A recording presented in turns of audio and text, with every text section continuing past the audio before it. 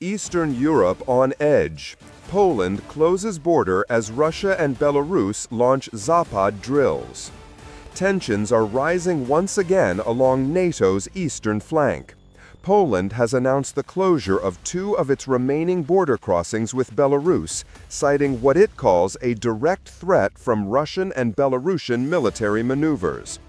Barbed wire has been rolled out, and Warsaw says the frontier will remain sealed until further notice. The trigger is Zapad, a large-scale joint military exercise staged every 2 years by Moscow and Minsk. Officially described as defensive, these drills routinely rehearse scenarios of offensive warfare against neighboring countries. Polish officials say the current maneuvers are squarely aimed at Poland and the European Union, practicing aggressive scenarios that cannot be ignored. The memory of 2021 looms large.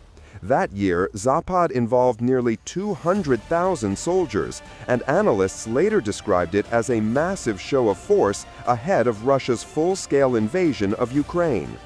This year, Russia can spare only several thousand troops, many tied down in Ukraine, but the drills remain significant. They have been moved deeper into Belarus near Borisov, some 300 kilometers from Poland, and also include naval operations in the Baltic and Barents Seas. The Kremlin insists the goal is to test conventional and nuclear readiness, and accuses Europe of overreacting. Russia has never threatened anyone, a spokesman said, claiming that NATO is the true source of confrontation by moving military infrastructure toward Russian borders. But for Warsaw, there is no room for complacency. Just days ago, Poland shot down several drones it said were deliberately launched by Russia into its airspace. Moscow denied responsibility. Yet Polish leaders insist the evidence is clear.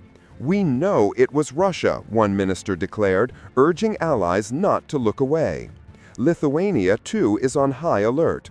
Border patrols have been reinforced, and soldiers are undergoing special training to deal with provocations. Authorities warn that Belarus could use migrants as tools of hybrid warfare, encouraging them to attack border guards. Others point to the growing use of drones as another destabilizing factor. The most alarming element is Russia's decision to test its newest hypersonic ballistic missile, the Ornik, during the drills. The missile is nuclear capable, and its presence on Belarusian soil revives painful memories for Lithuanians who lived under Soviet occupation until 1991.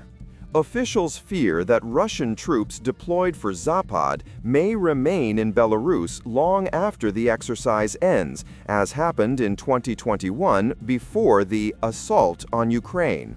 For the Baltic states, the danger is existential. Analysts warn that if Russia were to seize the so-called Suwałki Gap, the narrow land corridor linking Poland and Lithuania, NATO's Baltic members could be cut off from the rest of the alliance. That possibility makes Zapad more than a routine drill. It is seen as a rehearsal for a future war. NATO allies are responding in kind.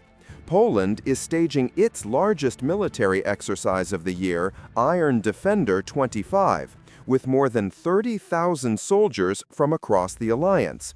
At the same time, German forces are leading another NATO drill, Quadriga, practicing the defense of the Baltic Sea region. The message from Warsaw, Vilnius, and their allies is clear. They will not be caught unprepared. As one Lithuanian villager living close to the border put it, "We are afraid. We fear the war could soon come to us." For Eastern Europe, Zapad is not just a drill, it is a warning.